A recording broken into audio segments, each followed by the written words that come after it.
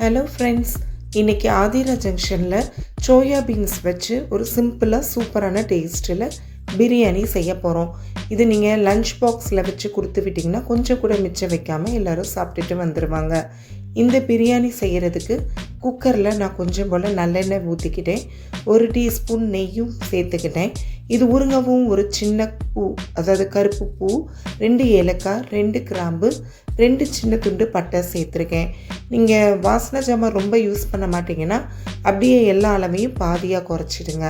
அதுக்கப்புறம் 1 டீஸ்பூன் அளவுக்கு சோம்பு சேர்த்துட்டு இது எல்லாத்தையும் எண்ணெயில் நல்லா பொரிய விட்டுருங்க.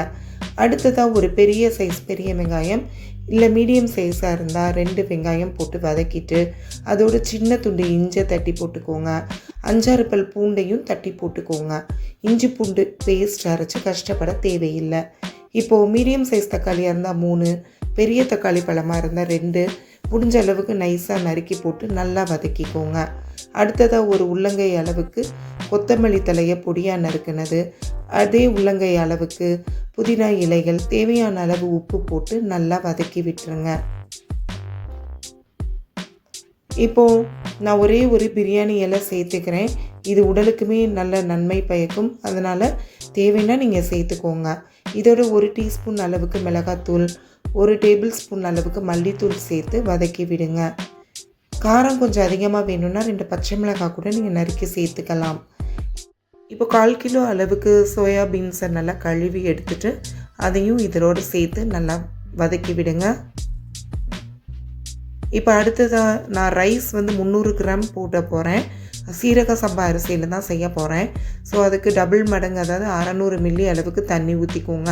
கூட கொஞ்சம் சேர்த்து ஊற்றுறனாலும் ஊற்றிட்டு அது நல்லா கொதி வரவும் நான் 20 நிமிஷமாக நல்லா ஊற வச்சு கழுவி வடித்து எடுத்த அரிசியை இதோட சேர்த்துக்கிட்டேன். இப்போ அரிசிக்கு தேவையான உப்பை சேர்த்துட்டு நல்லா கிளறி விட்டுருங்க. ஆக்சுவலாக நீங்கள் பாஸ்மதி அரிசியிலையும் செய்யலாம். இப்போது குக்கர் மூடிட்டு வெயிட் போட்டு அடுப்பை மீடியம் ஃப்ளேமில் வச்சுட்டு ஒரு 2 விசில் வர்ற அளவுக்கு வச்சுட்டு அதுக்கப்புறம் ஆவியெல்லாம் நல்லா அடங்க விட்டு நீங்கள் திறந்தீங்கன்னா உங்களுக்கு அருமையான சோயாபீன்ஸ் பிரியாணி ரெடி. இதே நீங்கள் பாஸ்மதி அரிசியில் செஞ்சிங்கன்னா 2 மடங்கு இல்லை 1.5 மடங்கு கூட தண்ணி வச்சுக்கோங்க. பட் அரிசியை நல்லா தரமான அரிசியை 1 மணி நேரம் கூட நீங்கள் நல்லா ஊற விட்டுட்டு நல்லா வடித்து எடுத்துகிட்டு குக்கரில் போட்டிங்கன்னா ஒரு 10 நிமிஷம் மட்டும் வச்சுட்டு அடுப்பை நீங்கள் ஆஃப் பண்ணிடலாம். இந்த சுவையான சோயாபீன்ஸ் ரெசிபிக்கு ஆதிரா ஜங்ஷனை லைக் பண்ணுங்கள், ஷேர் பண்ணுங்கள், சப்ஸ்கிரைப் பண்ணுங்கள், மறக்காமல் பெல் ஐக்கானை ப்ரெஸ் பண்ணுங்கள். மீண்டும் ஒரு ரெசிபியுடன் சந்திப்போம்.